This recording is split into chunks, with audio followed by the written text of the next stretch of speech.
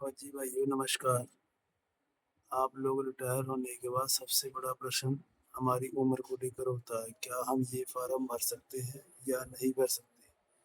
उसके लिए सबसे सरल तरीका ये है कि जिस भी सर्विस में जितनी भी उम्र मांगी गई हो, उसको ध्यान से देखें। किसी-किसी सर्विस में 21 साल में ओवरेज हो जाते हैं तथा किसी-किसी सर्विस में 35 साल तक हो जाता है।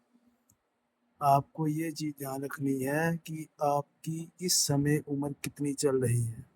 अगर आपकी इस समय उम्र 45 वर्ष है तथा आपने 20 साल देश की सेवा की, 20 साल 45 साल में से अपना माइनस कर दीजिए, आपकी एक्चुअल एज हो गया 25 साल।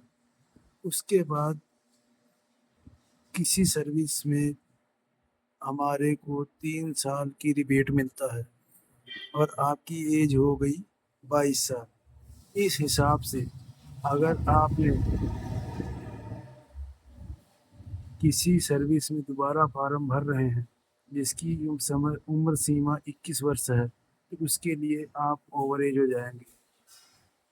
लेकिन जिस सर्विस में 25 साल 35 साल 30 साल 28 साल इस हिसाब से उम्र मांगी गई है, वास्तविक उम्र आपकी भी 22 साल आ रही है, इसलिए आपकी उम्र बिल्कुल फॉर्म भर सकते हैं। इसमें किसी प्रकार की कोई चिंता की बात करनी है। आप कभी भी इस चीज़ को ध्यान में रखिए। आपकी actual as minus service minus 3 year, अगर फार्म के रिलेटेड उम्र आ रही है तो आप फार्म भरने के लिए एप्लीकेबल है, आप फार्म भरिए और दोबारा से नया जीवन शुरू कीजिए। धन्यवाद।